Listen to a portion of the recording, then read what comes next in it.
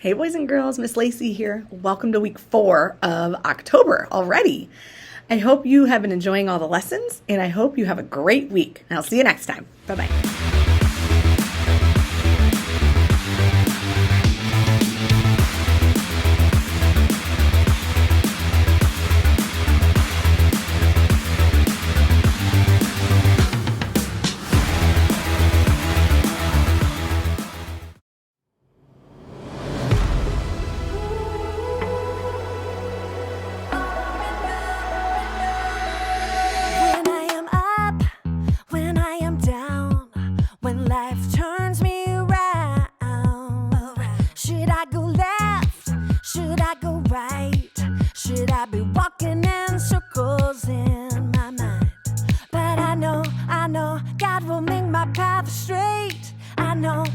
I'm gonna shout and praise.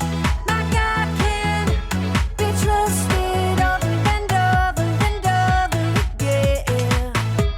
My God can be trusted over and over and over again. Over and over and over again.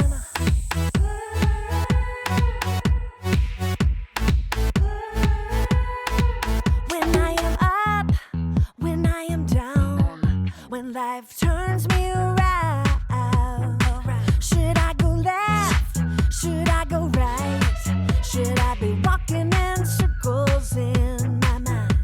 But I know God will make my path straight. I know I'm gonna shout and praise. My God can be trusted over and over and over again. My God can be trusted over and over and over again. Over and over and over again. I'm confident. My God can. I'm confident. My God can. I know. God will make my path straight. I know. I'm gonna shout and praise. I know. God will make my path straight. I know. I'm gonna shout and praise. My God can be trusted over and over and over again. My God can be trusted over and over and over again. My God can be trusted over and over and over again. My God can be trusted over and over and over again. Yes, He can. Over and over and over again. I'm confident. My God can. I'm confident. My God can. Over and over and over again. Over and over and over again. Sugar goes in here. Sugar, great fuel for experiments. Not the best fuel for your body. Salt goes in here.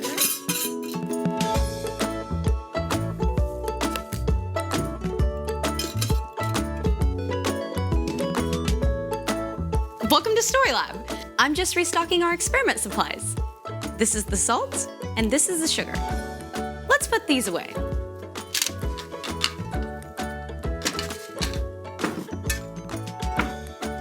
This week on Story Lab, we're talking about integrity, while we take a look at the story of some friends who did what was right, even when it was scary.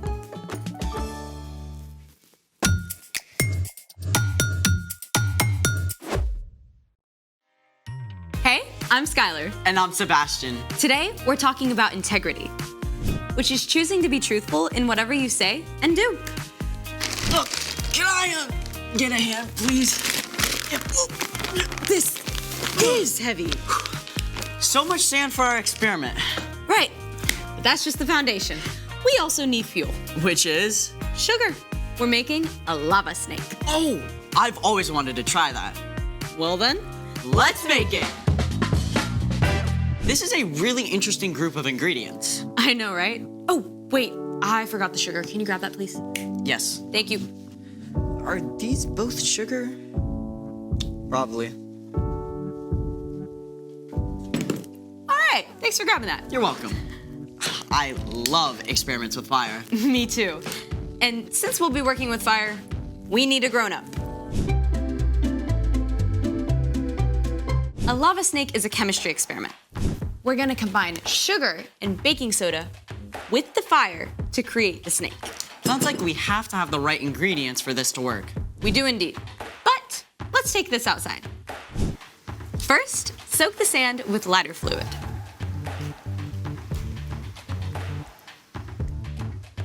Then, mix your sugar and baking soda together.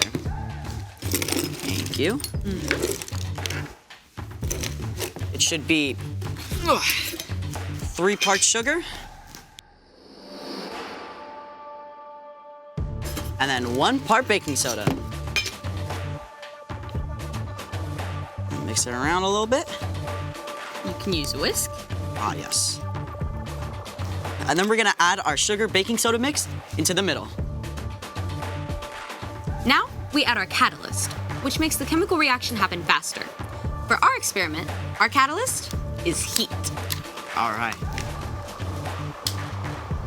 What's wrong with it? The sugar mixture is supposed to turn dark and then rise up. It's just not burning. Wait, do we have our ingredients right? Oh no. Salt puts fires out. Oh, that's my fault. I'm really sorry. I'll go get the sugar.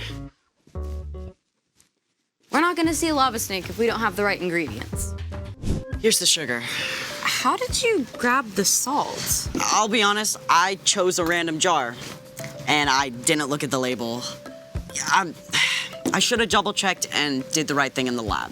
Thank you for being honest. And at least salt doesn't do this. Ooh, that would be bad. I'm really sorry. You're forgiven. Let's do it again. Let's do it right this time. Yeah. Okay.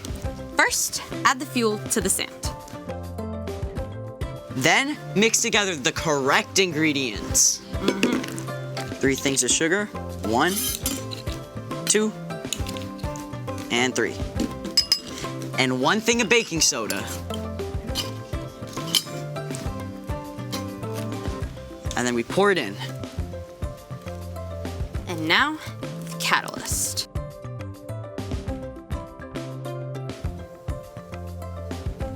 Whoa. It just keeps coming. It's growing for sure. Ooh, it's still growing. Look, it looks like it has a little tail. You're not wrong. What should we name it? Trevor. Trevor. Trevor the lava snake. Good job, lava snake. That was awesome. When we put the right materials together, we get to see amazing things. It's also super cool to watch the flames. But fire can be pretty scary. Speaking of, it's time for... The story before the story. Today, we're in the Old Testament, the book of Daniel. God had a plan to bless the whole world through one family, the Israelites. But God's people kept turning away from God. At last, they were conquered by Nebuchadnezzar, the king of Babylon. After his victory, the king chose several young Israelite men to be prepared for service in his court. God blessed these 4 men, Daniel, Shadrach, Meshach, and Abednego, with health, knowledge, and wisdom. Eventually, the king put Daniel in charge of a big part of the kingdom and appointed his 3 friends to help. Which is where our story starts. Take it away. Hey everyone, I'm Jen. Soon after King Nebuchadnezzar put Daniel in charge of Babylon and appointed his friends to help, the king made a huge statue in gold. Wow, what a great-looking statue. King Nebuchadnezzar sent for all the highest officials of Babylon to come celebrate the statue. And you, and you, and you too. Everybody's invited. Daniel wasn't there. Perhaps he was traveling. But Daniel's friends, Shadrach, Meshach, and Abednego, were among the guests. Once everyone was assembled, a messenger called out. Hear ye what the king commands. When you hear the crazy music, you must bow to this statue and worship it. I think so. Doesn't sound right. If you do not bow down in worship, you will be thrown into a blazing hot furnace. Oh, I'm bowing. Yes, sir. Yes. Okay. Let's try this out. Music, please. Ooh, it's so beautiful. In a far corner, everyone bowed down, except for Shadrach, Meshach, and Abednego. They knew it wasn't right to worship anyone or anything but the one true God. Hey, Excuse me, security. Why are they They're not bowing. They're not bowing. Oh, majestic King Nebuchadnezzar! Long live the king! What do you want? Majesty, you commanded us all to bow down before your glorious statue. You said everyone should bow down when the music plays. You said if anyone did not bow, you'd throw them into the blazing hot furnace. Yes, and yes. Why are you telling me what I've already told you? Do you want to die? Oh, glorious king, we noticed those Israelites you assigned to help Daniel rule Babylon. Yes? We noticed they were not bowing. What? Their names are Shadrach, Meshach, and Abednego, in case you forgot. Yes. I'm very angry. Bring me Shadrach, Meshach, and all red Lego. Abednego. A friend named Flo? Abednego. Abednego! Bring them to me. Shadrach, Meshach, and Abednego were brought to the king, who was furious. Shadrach, Meshach, and... Abednego. I know your name. I gave it to you. Yes, sir. Did you or did you not bow before my statue when the music played? I'll give you another chance. We'll play the music again, and this time you can bow to my statue and worship it. But if you don't, I will be forced to throw you into the blazing hot furnace, and what God could save you from that? Listen, King, I know you're angry, but nothing will change our minds. Yeah, that's right. If you throw us into the blazing hot furnace, our God is able to save us from it. Simple as that. And even if we thought he wouldn't, we still wouldn't bow to your statue. Or worship anyone but the one true God. Nebuchadnezzar became even more angry. He was steaming. He ordered the furnace to be made 7 times hotter than usual. Then the king's strongest soldiers tied up Shadrach, Meshach, and Abednego and threw them into the blazing hot furnace. The fire was so hot, it actually killed the soldiers. But what happened next amazed everyone. Wait a minute. The king saw something that totally shocked him. Didn't we throw 3 men into the fire? Yes, Your Majesty. But why are there 4 men? None of them are tied up, and none of them are harmed. And the 4th man looks like he's from heaven. Hey! Shadrach, Meshach, Abednego! You servants of the Most High God! Get out of there! Come on! Wow. Look at that! They don't even smell like smoke! How is this I possible? mean, How can look it at be? the robes! Okay. Shh. Quiet. Stop. I have something to say. Before you all, I praise the God of Shadrach, Meshach, and Abednego. They trusted him and refused to obey my orders, willing to die rather than worship anyone besides their God. So, from this day forward, no one can say anything against the God of Israel in all my kingdom, and if they do, they'll have to answer to me. Yay! Then King Nebuchadnezzar honored Shadrach, Meshach, and Abednego. He increased their rank and gave them even higher positions in the city of Babylon and the towns around it. The end. So they were inside the fire, and it was 7 times hotter than usual, and they didn't get burned? Daniel recorded that they didn't even smell like smoke. I smell like smoke after making s'mores on a bonfire. No wonder the king of Babylon was amazed and worshipped God. So, what's our part in the story? When we choose to do what's right, others can see God at work. And that starts with following Jesus. Jesus is a perfect picture of what God is like. When we try to live like Jesus, our choices and actions can show God's love to others even better than words. Like choosing to be friends with someone who's lonely, even though no one is playing with them. Oh, or like helping someone who's tripped and fallen, even if it makes you late to class. Or you could welcome your new neighbor with cookies, even if they're a little different from you. Or if you have a substitute teacher and the rest of the class is acting up, you can choose to listen and show respect instead. Sounds like you have the right idea. See you next time.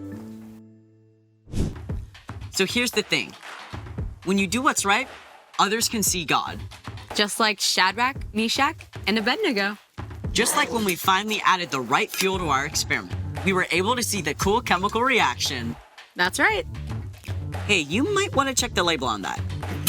Yikes. Salt in my tea? That would have been bad. Thanks for joining us in the Story Lab. See you next time.